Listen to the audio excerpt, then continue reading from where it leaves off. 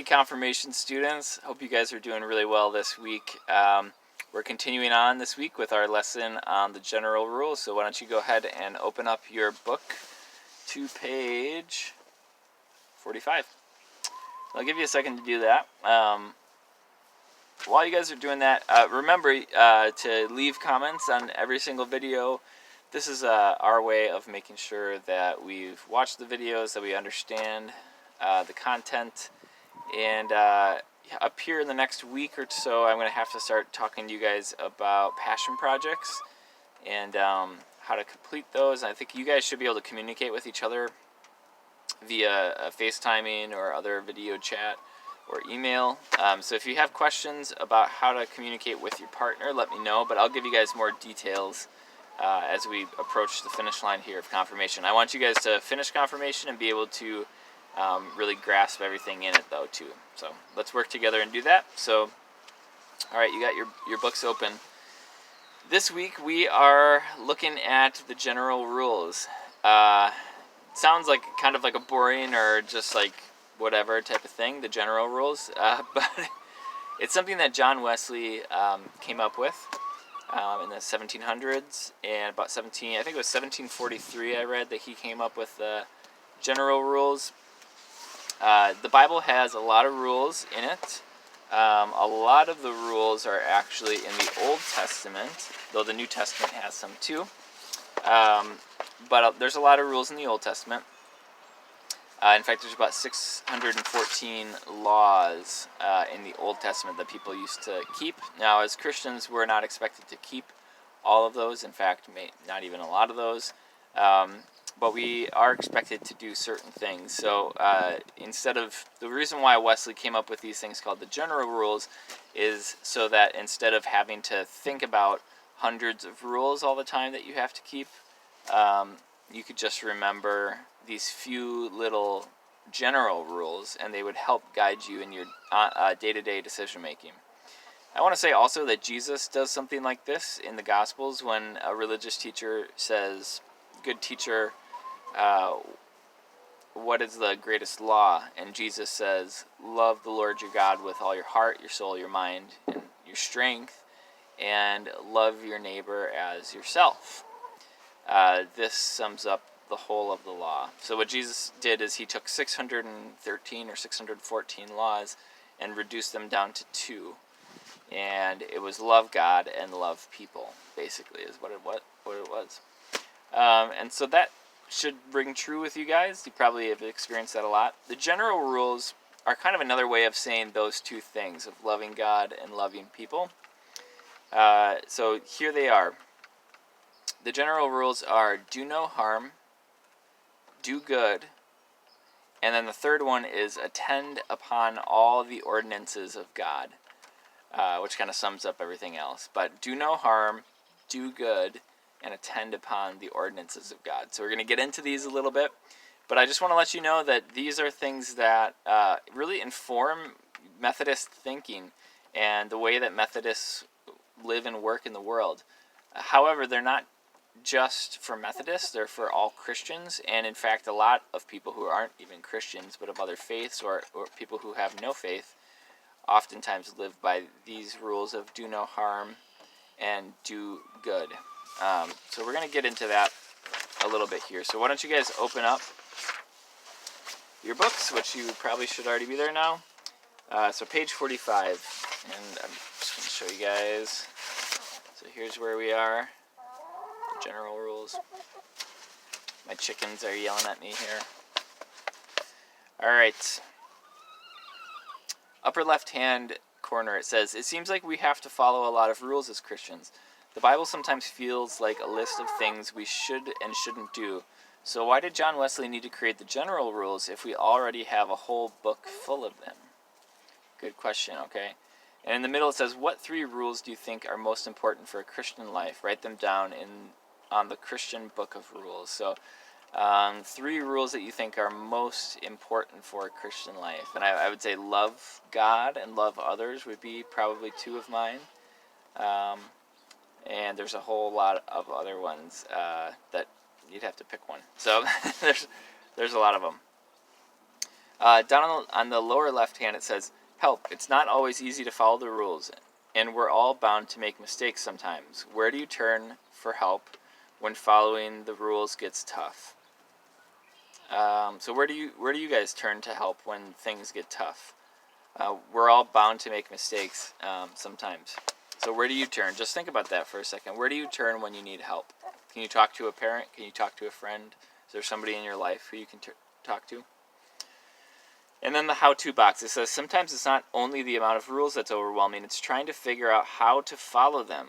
What's one rule that you've heard about Christianity that you aren't sure how to live by? Write it in the thought bubble. You know, there's a lot of rules. Actually, there's rules in like the New Testament too, especially in some of Paul's letters, like in Corinthians. There's a lot of rules, and a lot of them seem really outdated, and so we just simply don't live by them. Like for example, women in his day, he said that they had to keep long hair, and men had to keep short hair, and this was because he says like that's the way God has created the world to be. And so when a man's up prophesying or what we would call preaching, he should have short hair. A woman should have long hair. A woman should be veiled. You know, there's all sorts of like old cultural rules. So sometimes we read a rule from the Bible, and it's very cultural, and not a lot of people live by it. Like there's also another letter of Paul's where he says that women should not have like fine jewelry, they shouldn't wear that kind of stuff, and they shouldn't have like really expensive clothes or fine jewelry, but they should be modest, right? And so some Christians really live by that, and then some really don't live by that. So there's rules like that too, and so it's hard to figure out which of these rules am I supposed to follow and which ones am I not supposed to follow. So go ahead and flip the page. So this has some really good situations. So I want you guys just to look at this, at a few of these. And actually, before we do, I just want to read a few things. So you guys might have heard this quote before. Wesley says this, okay? Let me find it here.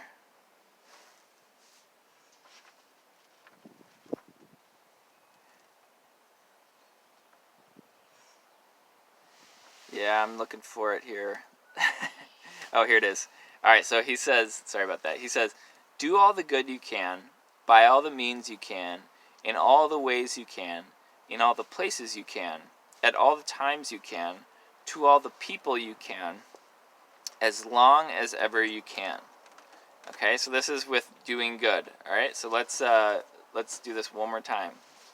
Do all the good you can, by all the means you can, which means as much as you can, in all the ways that you can, in all the places you can, at all the times you can, to all the people you can, as long as ever you can.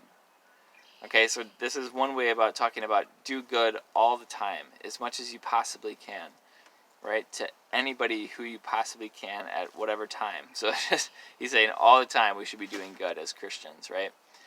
There's some situations that come up now on page 46 and 47 where we're going to read a few of these. I won't read them all, but just a few of them.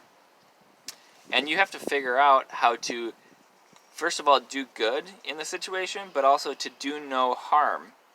Sometimes doing good and doing no harm are the same thing, and sometimes they're actually different things, right? And so you have to figure out how to work it all out. So let's look at the one on the left-hand side with the Bible, the cross. It says, you have serious questions about God, but you feel pressured to go to church. What do? And then you have two options. Sleep in, you're not interested in God anyway. Or number two, go to church. Maybe it's a good place to discover answers. And then it asks you, does your choice do no harm? Does it do good? Does it attend upon all of God's ordinances? So these are the ways that you would answer if you had any question about life, about what you should do in any sort of a situation. You could ask these questions to help you figure this out, right? So does not going to church, does it harm you? Does it are you doing good by not going to church, right? And I think the answer would probably be, well, not really. Like, you're not really doing good by skipping out. And is it going to harm me? Well, kind of depends, but good chance that it, in the long run, it might harm you if you just skip out, right? So that would be a way that you could answer that question. Another one, go down to the left. One of your friends is spreading a rumor about another friend. What do you do? Okay, so this probably has happened to you guys. Okay, so first you could say nothing to the friend spreading the rumor so they don't get upset with you. Or you could say something and risk the gossiping friend's anger. Okay, so two choices. Which one is going to do no harm? Which one is going to do the most good? So think about that. Which one is going to do no harm? Now, in a way, if you're confronting this person, you're doing harm to yourself. But in a much, that's only just a temporary thing. In the long run and big picture, you're doing harm to the person they're gossiping about by doing nothing, right? And so that would help you answer this. Let's do one more. Let's do the one with the basketball, okay? Your teammates struggle to keep up at practice, and you know they are close to giving up. Which might be better for the team? What do you do? 1, push your teammate to practice harder so they don't disappoint the team. Or 2, let the teammate quit so the team can improve. Right? I mean, so which one's going to do no harm? Which one's going to do good? That's the way you would answer that question, right? So you have to think about those things. So there's a lot of things in life that come up, and you guys have experienced a lot of it already, that there's not one right or wrong answer. There's a gray area in the middle. And so a lot of that stuff, the way that we answer that, the way that we figure that out, Wesley would say, is that we figure out what's going to do the most good and what's going to do no harm. Now there's this third part of the general rules called attend upon the ordinances of God. This is in the upper right-hand corner of your page. It says you're likely already doing some of this. Going to church, receiving communion, reading the Bible and praying, loving and serving others. These are all God's ordinances. Another way to think about this is to live like you're in love with God, or like God is your closest friend. As we learn more about God's character, we become more and more attuned to injustice in the world. We become transformed by our relationship with God, which feeds everything else we do in our life. It's a great way to think about it. Now, I'll give you just a personal example. I think I've shared this with you guys before, but it's part of my life that I've decided to. I have the ability to change this, okay? So I used to just buy clothes at like the Gap or at H&M or other places. But for many years now, I stopped going to regular retail stores and I only buy clothes from Goodwill or other thrift stores. Not only is it cheaper for me, but it's helping to stop the cycle of sweatshops in foreign countries. Right, and so a lot of these, pretty much all of these stores that sell clothes, your jeans for 60 or 70 or 80 bucks, somebody is getting paid pennies on the hour in Bangladesh to make those clothes, right?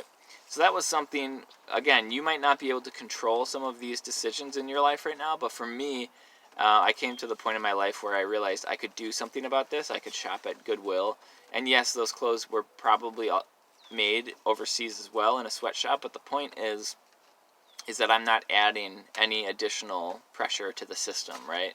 By rebuying somebody else's clothes that are still wearable, I'm basically keeping the system neutral as far as I'm concerned on that. So that's like one example of where I thought, you know what? Am I doing harm by shopping at these stores? And I came to the point for myself where I thought, yeah, I think I am doing harm by shopping at these stores. Now again, I'm not trying to make you feel bad personally about whatever you want to do with how you shop, and you might not have control over some of that stuff, right? But that's just one little example. And so here's the cool thing. As you get to grow with God and walk with God, and God's Spirit is in you, He does something called convict you personally about things. He'll start to convict your heart about the way that you're living, right? And it's not because the way that you're living is terrible, but it's because as you get older and as you have God's Spirit in you, He will put things in your heart for you to change. And over the years, that's what Christians do, is that we change. And so a lot of the times when we're deciding how do we change and how, do I do this or do I do that, asking these questions of, am I doing no harm and am I doing all of the good that I possibly can do? So that was kind of one small example. Another thing that's like a lifetime, we're just in the process over the past 5 to 10 years, but of doing this is growing our own vegetables. I'm sitting in our chicken coop right now. You know, it's a part of the problem. Food production in our country and in our world is a massive, massive, massive problem. The way that food is produced is really, I mean, I could talk about this for hours, but it's bad, right? We're losing a lot of topsoil.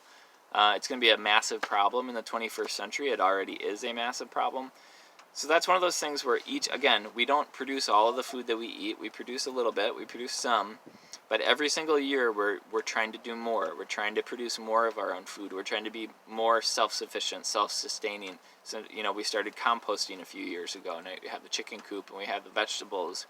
And it's year by year, we keep adding another thing. Why?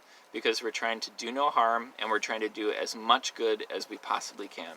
So again, you guys are at the age, you're in 8th grade, you're right about to enter high school. You guys are going to have to figure out this stuff for yourself, right? But as you walk with God, His Spirit will guide you into all truth. That's what Jesus says. He says that He's going to send the Spirit and that it will guide you into all truth. And as that happens, you can use this framework. It's really simple to remember. And I'm hoping that you might forget a whole lot of other things from confirmation, but I'm hoping that you remember these general rules because they're so easy to remember. Do no harm, do good, do all the good that you can, and then attend upon the ordinances of God, which is to say, stay in love with God. That means coming to church. That means praying. That means doing whatever you can, being in fellowship, so that you are staying connected to God and growing with God, because that's how you learn to listen to God's Spirit in your life. And as you learn to listen to God's Spirit in your life, He will convict you, and He'll spur you on towards living a righteous life, and towards walking away from sin, and towards doing all the good you can, and doing no harm. So that's it for this week, guys. Leave your comments below. And actually, what I would love is to hear one way in your comment below, that you feel like you can change something about your life right now, even a small thing, to where you say, you know what? If I'm going to do no harm and do all the good I can, this is the way I want to do it right now. All right, so do that in the comments below. All right, we'll see you guys next week. Bye.